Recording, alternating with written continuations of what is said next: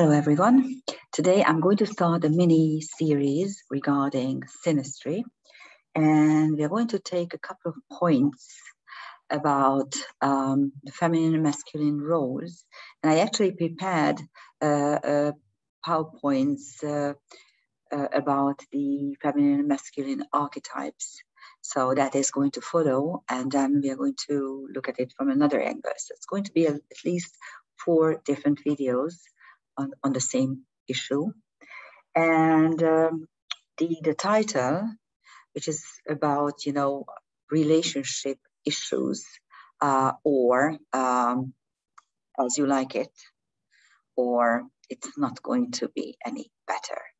I know it sounds sinister and cynical, probably both, especially if you are in a committed relationship or if you're seeking a committed relationship.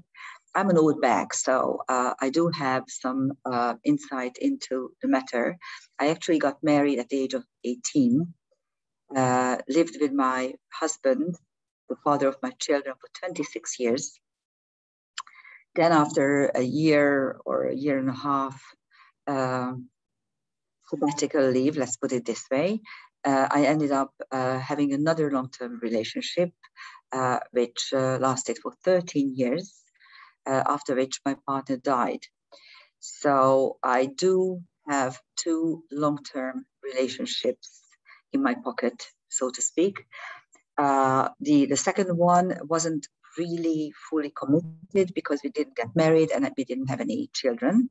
By then I was 44 years old and I didn't really plan for 45, something like that. I didn't really want to have another family. I did have my own family, and even though we divorced, my husband and I divorced, he still is and will always be the father of my children.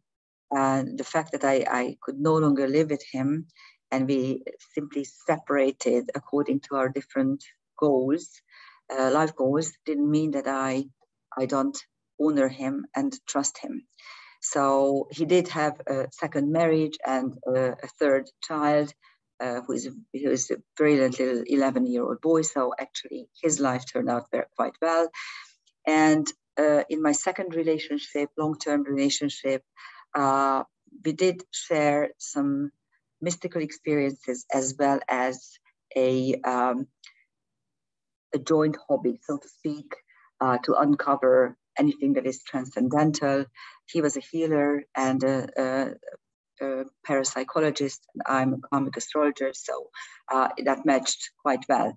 And both long-term man relationship was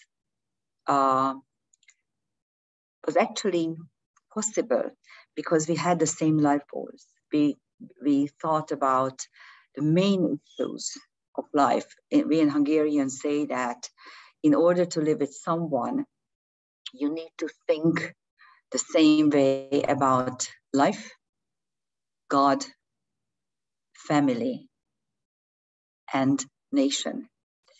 These are tricky words because the mainstream liberal mindset doesn't really allow the usage of, especially the nation, that's very tricky, family, that is very ambiguous or dubious. But if you come to think of it, these are sacred, deeply sacred terms. And if you think the same way about these terms, then you can make a living together. But if you don't, you will open a full can of worms and you will be very unhappy. So when I say that if you want to live in a committed relationship, you need to at least think the same way about these issues is the bare minimum, okay? And even then, you may develop into different ways. My ex-husband and the father of my children became a businessman. He was interested in material things, intangible things. I was more interested in the spiritual sides of the world. So we really developed apart, and then came a point where it was no longer feasible, and so we parted. And the way I look at it is that And if you accept my advice as an older person, probably all all who are watching this are much younger than I. But I say it's not going to be better. I try to warn you because when you set out and feel deep love towards someone and you want to commit, then you make a whole bunch of mistakes. Men and women make different mistakes. And it is because we have a different mindset. Men are very simple animals. Excuse me, sirs. What I mean by that is that you take everything at face value. Whatever you learn about a woman, you accept it as truth. Whatever you receive from a woman at the outset of a relationship, you find it natural. You actually fall in love with the person that is personified by your spouse, or by your girlfriend, or your lover, or whatever. Label it as you would like to, and you accept it as the norm, the natural way that this woman is able to give you. Whereas we women, unfortunately, play roles. We would like to show our best possible face, our best possible angles. And the problem is that we don't really always feel the same way. So we play little games, we show off, we never say no, or we don't know how to say no nicely. We don't know how to convey our innermost desires. We don't know how to express our concerns. We would like to enter a relationship by simply trying to really get the man off his feet. And for this, we do everything possible to indicate that, yes, we are the princess he was looking for. He has been looking for a while. And we don't say no. We don't know how to express what we don't like. So we play a role which is not us. And poor men accept it. So they don't know when the turning point comes. Now, to put a little astrology into the picture, Venus rules love, carnal love, steamy love, passionate love, and also pheromones, the hormone which is responsible for happiness and for sexual desire. And Venus's orbit around the sun is 225 days, which is roughly 8 months. And interestingly enough, sexologists say, and also psychiatrists or psychologists say, that it takes approximately 8 months for this steamy, deep, exclusive love to kind of wane out. So whenever it is waning, the problem is that the pheromones are leaving our physical body. We are no longer producing pheromones strongly enough. And we either lose interest, or what happens is that the Mars effect kicks in. Mars's orbit is 2 years. And within those 2 years, you have 3 full Venus orbits. And for the first 8 months, it is really Venus that plays center role. The second 8 months will contain the Mars-Mars opposition. This is about 1 year after the relationship commenced. And this is when the real problems start. This is when the things that we pushed under the rug are starting to come out. Because let's face it, we may play a role, the nice little darling, the role of the nice little darling for a couple of months, but not for a long time. And sooner or later, our real personalities come to the surface, and the problems will start. I always say that if you are honest enough right at the outset, then you may show what you really are, and you may allow the other person to fall in love with who you really are and not a role that you're playing. This is very difficult because we always want to show our best face, our best sides, our best abilities.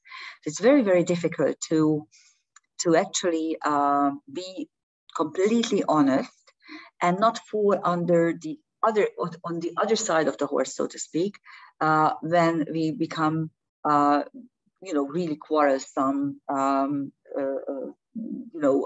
people who simply always say what's wrong, and we are always nagging and pushing the other person around.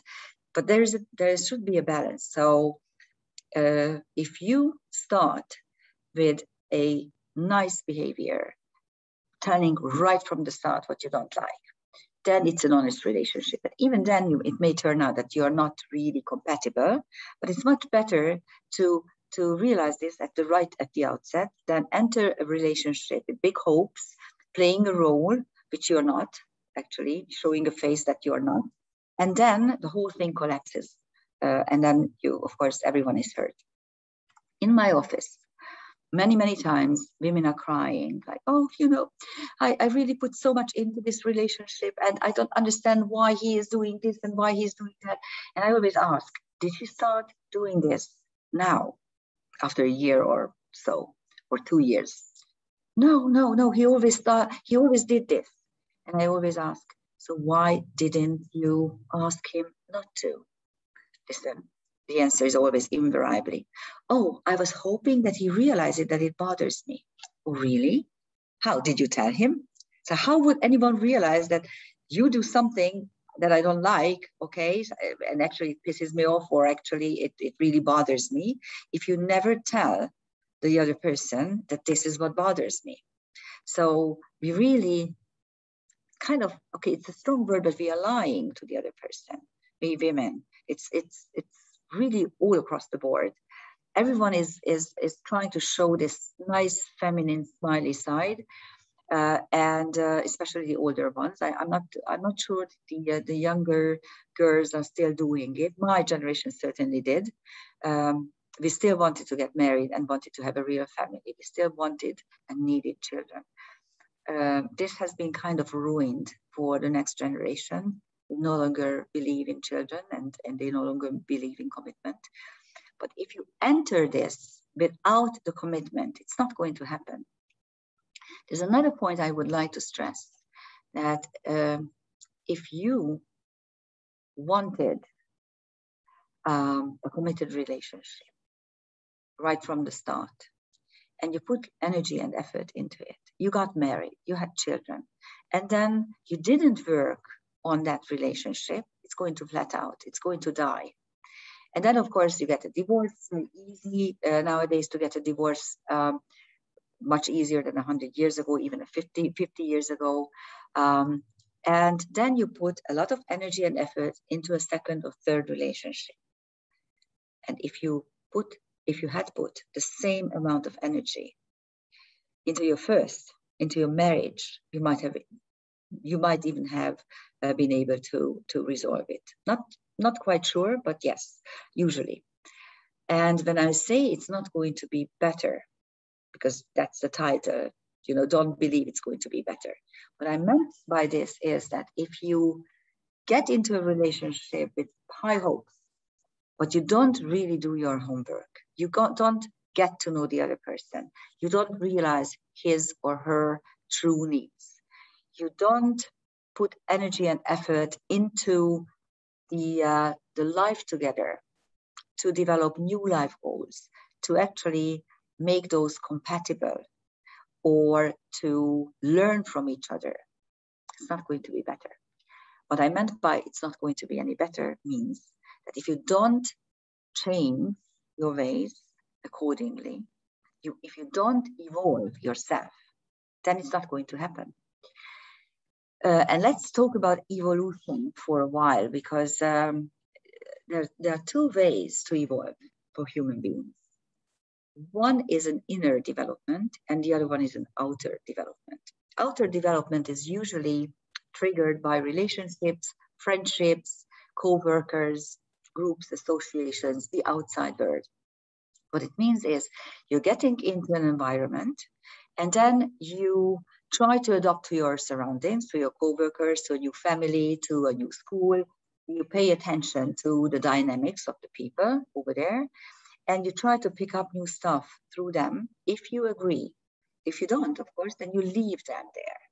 Okay, then you just move away and you leave the group, you change your job, you leave the school, you quit your university or your even high school if you can do it.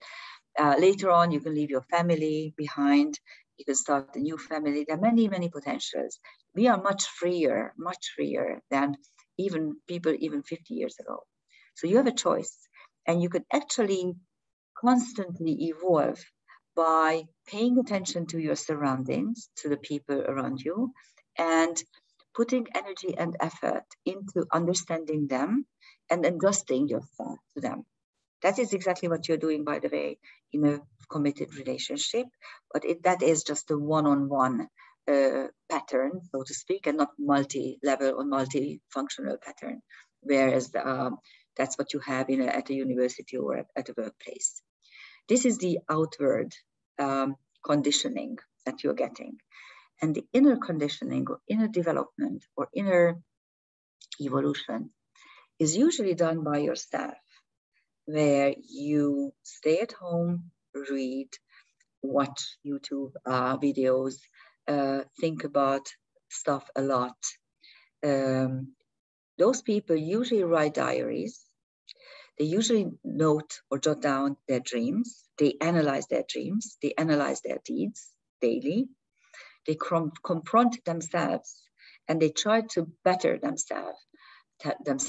My favorite philosopher, who is not a philosopher, he's a psychologist, a psychiatrist. I don't exactly know what he is, but he's teaching psychiatry. I think he's a clinical psychiatrist, Jordan Peterson.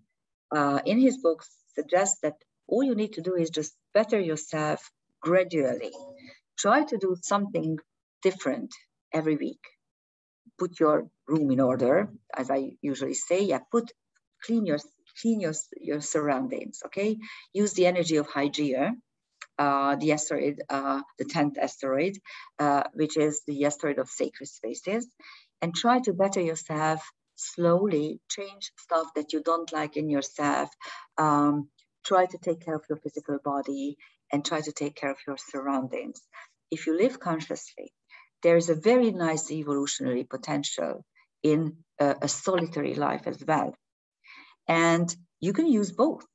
So you can actually use both. You can use the inner development and the outer input and see how you evolve. And if you do this, you actually ripen over the years and you will be more committed or more willing to commit in a relationship. That's it for today. I'm not going to enter into more philosophy because I'm going to concentrate next on the masculine and feminine archetypes, how they are indicated by the planets and asteroids. So a sequel is coming soon. Bye-bye until then.